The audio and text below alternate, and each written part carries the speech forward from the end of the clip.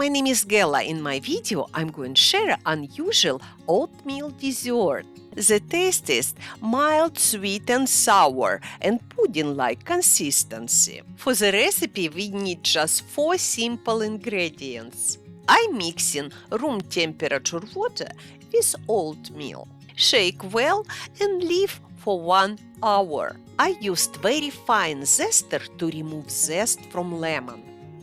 To separate oatmeal from water, better use fine strainer.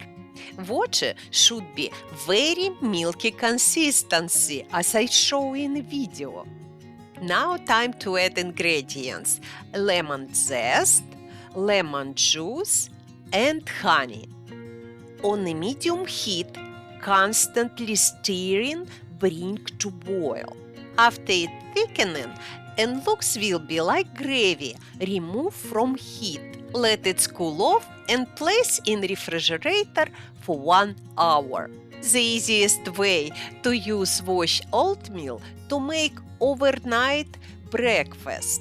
Washed oatmeal in this recipe much better taste than just oatmeal direct from the box. Thank you so much for watching, and please remember to subscribe so you don't miss my new videos.